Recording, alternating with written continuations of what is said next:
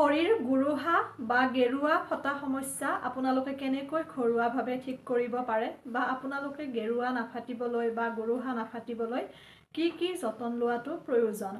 যিহেতুকে এতিয়া ঠাণ্ডাৰ দিন আহিছে, গতিকে গুৰুহা ফটা সমস্যাটো সকলোৰে কম বেছি পৰিমাণে হয়।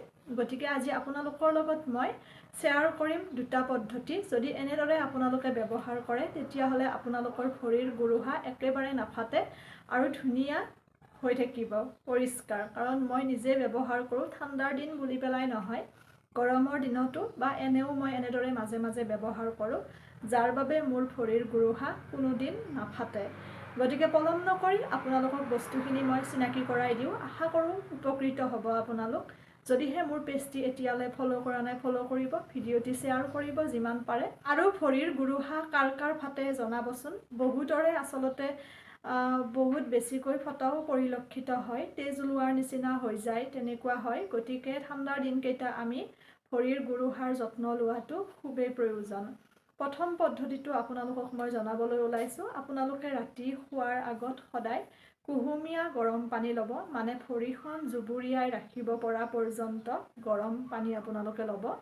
মই চৰিয়া বুলিয়ে কৈছোঁ, যাৰ যেনেকৈ সুবিধা। ভৰিখন তিয়াব পৰা পাত্ৰ এটা ল'ব, তাত আপোনালোকে কুহুমীয়া গৰম পানীখিনি দি দিব আৰু তাত এচিকুট নিমখ দিব, বহুত বেছি নহয়, অকণমান নিমখ দি দিব পানীখিনিত।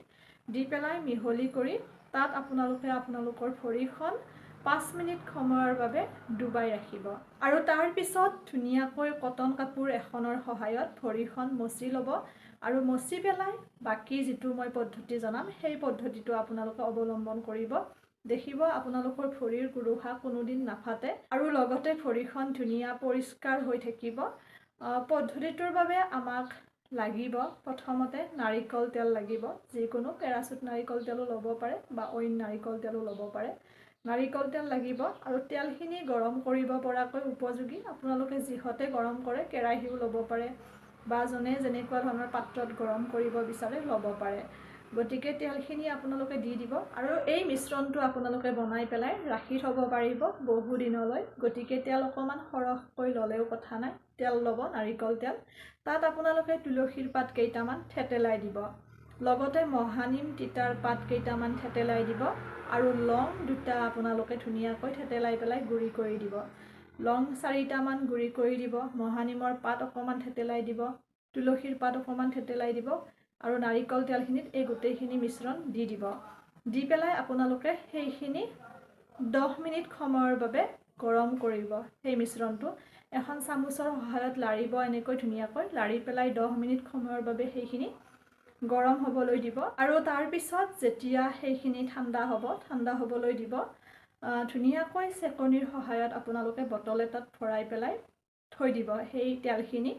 আৰু ৰাতি শোৱাৰ আগত ৰেগুলাৰ আপোনালোকে ভৰিৰ গুৰুহাত বা ভৰিৰ আঙুলিও খাই কিছুমানৰ, তলবোৰ ভৰিৰ তলবোৰ খাই পেলাই আৰু গুৰুহা ফাটে, তেনেকুৱা সমস্যাত যদি আপোনালোকে এই তেলখিনি ৰেগুলাৰ শোৱাৰ আগত ব্যৱহাৰ কৰে আৰু ৰাতিপুৱা আপোনালোকে কাম কৰি থাকিব পাৰিব, একো কথা নাই। ৰাতি শোৱাৰ আগত যিটো ক'লোঁ, কুহুমীয়া গৰম পানীত নিমখ অকণমান দি ভৰিখন পৰিষ্কাৰ কৰি ল'ব, মচি ল'ব, লৈ পেলাই আপোনালোকে মই যিটো পদ্ধতি ক'লোঁ তেনেদৰে তেলখিনি বনাব আৰু ৰেগুলাৰ এই তেল আপোনালোকে ব্যৱহাৰ কৰিব। আৰু যদি কাৰোবাৰ ভৰিৰ গুৰুহাটো একেবাৰে ৰঙা হৈ যায় বা তেজ ওলোৱাৰ নিচিনা হৈ যায়, তেওঁলোকে তেতিয়াহ'লে সেই কুহুমীয়া গৰম পানীখিনিত নিমখৰ লগতে 2টা লং গুড়ি কৰি পেলাই লঙৰ গুড়িখিনি দিব, দি মিহলি কৰি তাত আপোনালোকে তিয়াই ৰাখিব। একে প্ৰচেছ।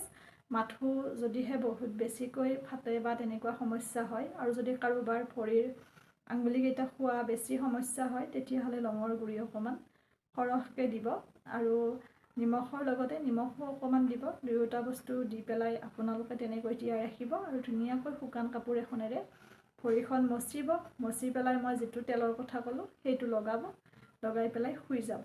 দেখিব আপোনালোকৰ ভৰিৰ গুৰুহা ফটা সমস্যা একেবাৰে নহয় আৰু যদি কাৰোবাৰ হৈছে সেয়াও ভাল হ'ব। মোক মাথো জনাবলৈ নাপাহৰিব কেনেকুৱা পালে বস্তুখিনি ব্যৱহাৰ কৰি। আপোনালোকে সুফল পালেহে মোৰ ভাল লাগে। আৰু কাটিং চিলাইৰ ভিডিঅ'ৰ বাবে আপোনালোকে মোৰ ইউটিউব চেনেলটো চাব পাৰে, ডিম্পী ডায়েৰী বুলি আছোঁ পেজৰ নামেৰে, পেজৰ ডিপিখন। আৰু যদি মোক কিবা সুধিব লগা থাকে আপোনালোকে মোক ইনষ্টাগ্ৰামত সুধিব পাৰে, ডিম্পী ডায়েৰী বুলি আছোঁ পেজৰ নামেৰে, পেজৰ ডিপিখন। আৰু বৰ বেছি পলম নকৰোঁ, ভিডিঅ'টি ইমানতে এৰিছোঁ পুনৰ নতুন ভিডিঅ' এটিৰে আপোনালোকক লগ পাম সকলো ভালে থাকক সুস্থ থাকক